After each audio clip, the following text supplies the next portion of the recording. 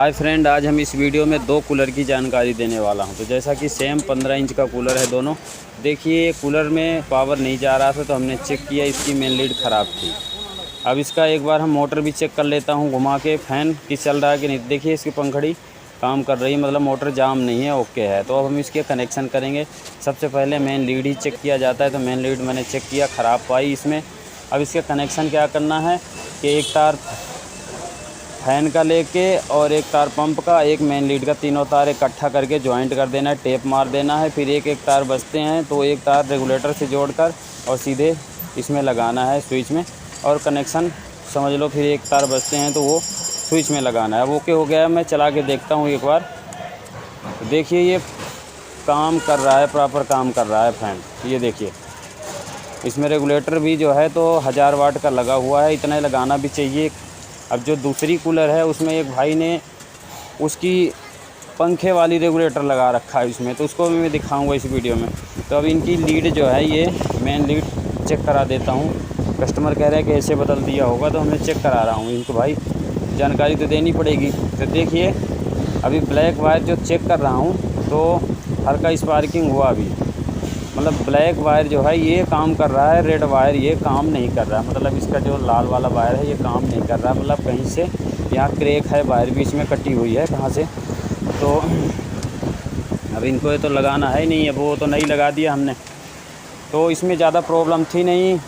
इसकी main lead ही ख़राब थी, तो सही किया इन्होंने, डायरेक्ट कूलर ही उठा के ले आए यहाँ, सही करवाए, सही हो गया। अब ये देखिए दूसरा कूलर, इसमें ये देखिए पंखे वाला रेगुलेटर लगा हुआ है कूलर में, जो कि लोड लेगा कि नहीं लोड लेगा। तो देखिए इसका कंडीशन क्या है, जो कि एक कुप्पा मोटर है, उसमें भी यही मोटर लगी थी सेम। ये देखिए साइड में रखा है मैंने, तो इसमें भी यही लगी हुई है मोटर सेम, लेकिन रेगुलेटर इसमें 1000 वाट का लगा है, उसमें कितने का ज़्यादा 150 वाट का होता है। ये पंखे वाला रेगुलेटर तो काम करेगा कि नहीं, हो सकता है इसी वजह से इनकी मोटर ख़राब हो गई हो, क्योंकि कभी कह रहे हैं कि डायरेक्ट चल जाता है, कम ज़्यादा होता ही नहीं है। तो कुछ तो प्रॉब्लम हुआ है, और इन्होंने लग रहा है कहीं खुलवाया है, अपने से खोला होगा। कस्टमर बहुत तेज़ होते हैं भाई, आगे देख लेते हैं कि कहाँ से प्रॉब्लम, फिर मैकेनिक के पास ले आते हैं।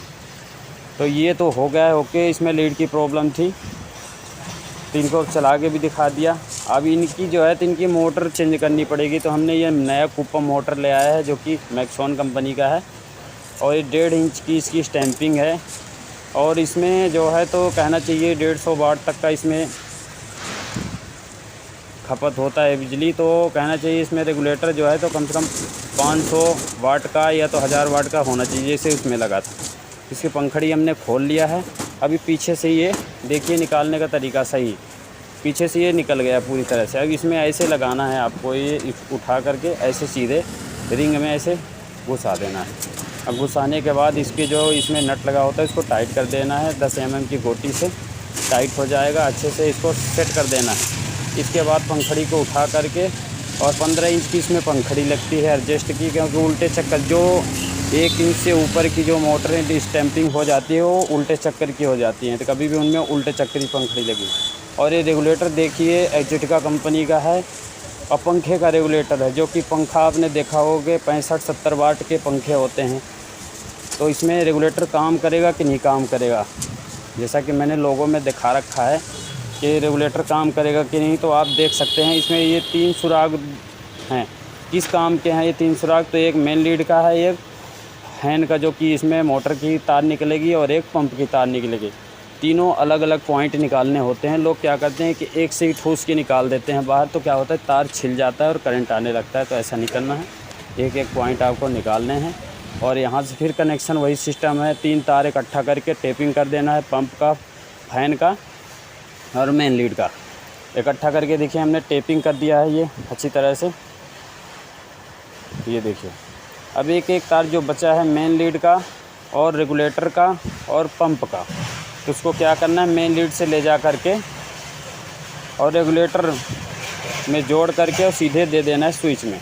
तो इसके कनेक्शन हो गए हैं, और जो स्विच का ऊपर का पॉइंट बचता है वो सीधे पंप में जोड़ना है, कोई दिक्कत नहीं। तो देखिए हम ऑन करता हूँ, ऑन करने के बाद अभी तो हूँ कर रहा, चल ही नहीं रहा। अब देखता हूँ कि थोड़ा सा घूमा अभी, ये देखिए पूरा फुल स्पीड कर दिया हूँ, ये देखिए पूरा फुल स्पीड करने पर ये लोड नहीं ले रहा है, मतलब ये कम ज़्यादा होने का कोई चांस नहीं है। लग रहा है कि मतलब इतना वोल्टेज नहीं दे पा रहा ये डायरेक्ट रेगुलेटर, तो ये कामयाब नहीं है दोस्तों। बेशक लगाने को लगा देते हैं, ये कह रहा था इसी वजह से तो लग रहा है मोटर इनका ख़राब हुआ है, हीट होके ख़राब हो गई होगी, ज़्यादा पावर मिली ना होगी। रेगुलेटर बचा हुआ है, रेगुलेटर जला नहीं है और मोटर ख़राब हो गई। तो कभी भी ऐसी गलती ना करें। यदि कूलर की मोटर में रेगुलेटर लगाना है आपको तो 500 वाट का कुप्पा मोटर में लगा दें, और यदि 1000 वाट का लगा दें, 1500 वाट का लगा दें तो और बढ़िया है, हैवी ड्यूटी में काम करेगा वो। तो देख सकते हैं इसमें कम ज़्यादा नहीं हो रहा है, इस रेगुलेटर से डायरेक्ट स्पीड चल रही है, ये बंद हो रहा है, बंद चालू तो हो रहा है, फैन भी चल रहा है, पंप भी चल रहा है इसका। तो दोस्तों वीडियो कैसी लगी, हमारे द्वारा जानकारी आपको अच्छी लगी हो तो चैनल को प्लीज़ सब्सक्राइब कर लेना और लाइक शेयर भी करना। आपके पास कूलर ऐसे प्रॉब्लम करता हो, कोई प्रॉब्लम हो तो आप हमें कमेंट के माध्यम से जानकारी ले सकते हैं, हम आपको जानकारी